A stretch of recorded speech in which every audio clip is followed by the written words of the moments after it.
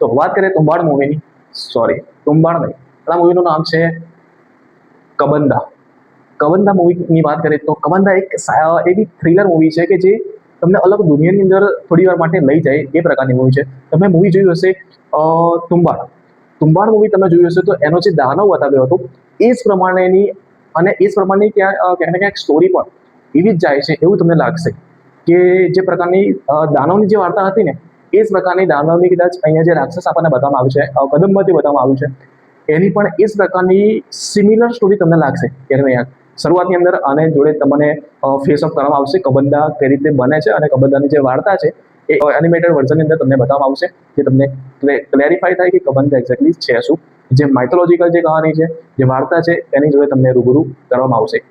તો એક્ઝેક્ટલી આ ફિલ્મ કેવી છે એની વાત કરીએ તો કબંદા મૂવી એવી છે કે જે દાનવ યા ફિર જે રાક્ષસ આપણને બતાવવામાં આવ્યો છે એના જે સીન છે ને એ તમને પ્રભાવિત કરે છે.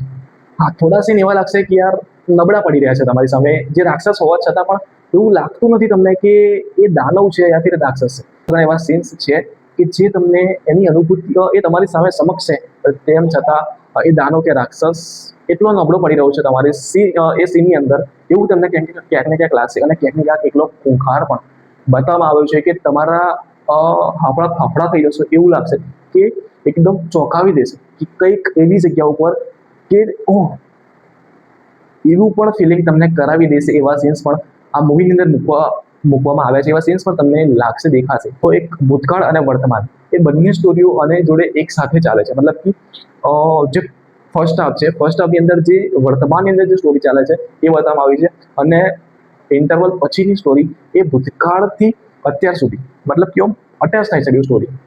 એટલે તમને ક્યાંક ને ક્યાંક સ્ટોરીની અંદર મજા આવશે સેકન્ડ હાફની અંદર. જી હા, સેકન્ડ હાફની અંદર તમને જે પાના ખુલે ને ત્યારે તમને સ્ટોરી જોડે તમે વધારે જકડાશો એવું લાગશે અને ફર્સ્ટ હાફની અંદર તમને એવું લાગશે કે યાર થોડું ધીમું જઈ રહ્યું છે, યાર થોડું ફાસ્ટ થોડું લઈ જાઓ યાર, ક્યાંક ને ક્યાંક એવું તમને લાગશે.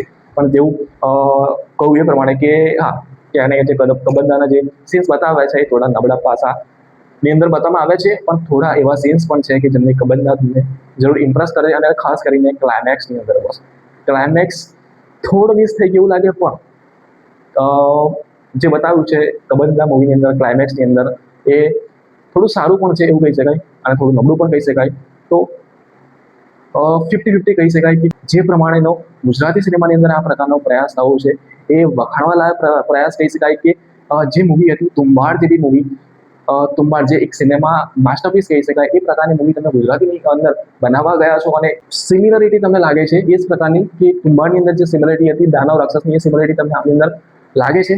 એ પ્રકારની જે સ્ટોરીને ક્યાંક ને ક્યાંક થોડો ફેરબદલ કરવાનો ટ્રાય કર્યો છે કે તુંબાડની અંદર એક પાસ્ટની જ કહાની બતાવવામાં આવી હતી પણ અહીંયા અત્યારે જે પ્રેઝન્ટ મતલબ કે જે મોડર્ન ડેઝ છે એ પ્રમાણેની સ્ટોરી ફિટ કરવામાં આવી છે અને એ પ્રકારે આ ફિલ્મને થોડી આગળ વધારવામાં આવી છે. તો વધારવા જેવી આ સ્ટોરી તો છે પણ સ્ટોરીની સાથે જે સ્ક્રીન પ્લે છે એની ઉપર એટલું બધું વર્ક નથી થઈ શક્યું યા એટલું ડીપલી વર્ક નથી થયું કે જે તમને બહુ અંદર લગીને જજુમી રાખે એ પ્રકારનું વર્ક ક્યાંક ને ક્યાંક મિસિંગ લાગશે તમને આ ફિલ્મની અંદર. પ્રભાવિત કરે એવા પાસા ઘણા બધા છે કે તમને આ ફિલ્મ પ્રભાવિત કરે એવા પાસા એવા છે કે જે કબંદાના જે અમુક સીન્સ છે એ તમને જરૂર પ્રભાવિત કરશે. જે ઇન્ટેન્સ વાળા જે મોમેન્ટ છે એ પ્રભાવિત કરી શકે છે. જે તાળની બદલાની તર્જનીના જે અમુક સીન્સ છે જે કબંદાની જોડે છે એ જરૂર તમને ઇમ્પ્રેસિવ લાગશે, ઇમ્પ્રેસ કરશે.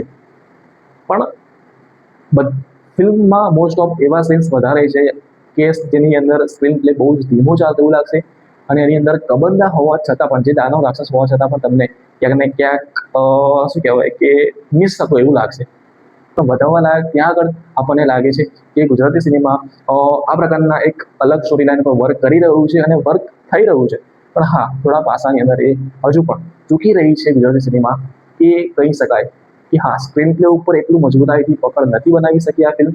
સ્ક્રીન પ્લે એટલો ટાઈટ નથી રાખી શક્યા કે જેટલો ઓડિયન્સને મજા આવે યા ફિર ઇન્ટેન્સલી એ લોકો પોતાના માઇન્ડથી અને એજ ઓફ ધ સીટ એટલા જ આ ફિલ્મ સાથે જકડાઈ જાય તો એ પ્રકારનું વર્ક ક્યાંક ને ક્યાંક આ ફિલ્મની અંદર મિસિંગ લાગે છે સ્ક્રીન પ્લેની અંદર. બાકી સ્ટોરી ઘણી મજબૂત તમારી પાસે હતી જ અને છે જ. જે કબંદાની સ્ટોરી છે પણ ક્યાંક ને ક્યાંક મિસ થતું એવું લાગશે.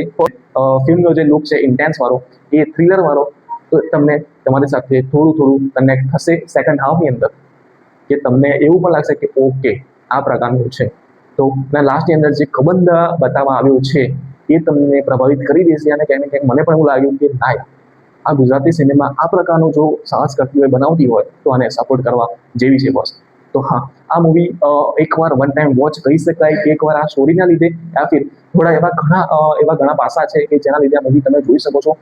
કબંદાની જે સ્ટોરી છે, કબંદાનું જે પ્રેઝન્ટેશન છે, કંઈક હદ લગીને એ સારું બતાવવામાં આવ્યું છે, અને સ્ક્રીન પ્લે એટલો મજબૂતાઈ નથી આ ફિલ્મની અંદર. તો હા, 50-50 આ ફિલ્મ કહી શકાય કે સ્ટોરી કાં તો એના માટે થોડું થ્રિલર તમને લાગતું હોય અને સમય હોય તો આ ફિલ્મ તમે જોઈ શકો છો. ફેમિલી સાથે નહીં, પણ 18+ વાળી આ ફિલ્મ છે, તો ફેમિલી સાથે નહીં જોઈ શકાય, બાળકો સાથે નહીં જોઈ શકાય, ફ્રેન્ડ સર્કલ કે કોઈ. દર્જના બદલાની એક્ટિંગ અને જે મેલ એક્ટર છે એ બંનેની એક્ટિંગ તો સારી છે બસ.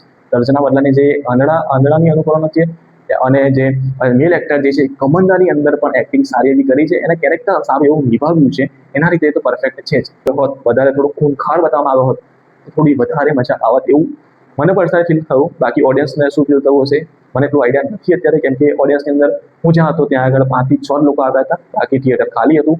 તો ઓડિયન્સને કઈ પ્રકારની અનુભૂતિ હશે ખ્યાલ નથી. બાકી ઇન્ટેન્સ વાળું થોડી મૂવી લાગી શકે છે આ પ્રકારની, જેવી કે તુંબાડ જેવા કન્ટેન્ટ તમને ગમતા હોય અને થોડું થ્રિલર ગમતું હોય તો આ ફિલ્મ તમે જોઈ શકો છો, ટાઈમ આપી શકો છો. એ પ્રકારની આ ફિલ્મ છે કે જોઈએ તો જોઈ શકો છો, નવા કન્ટેન્ટ અને નવા કોન્સેપ્ટના લીધે, અને આ ફિલ્મને એકવાર જોઈ શકો છો.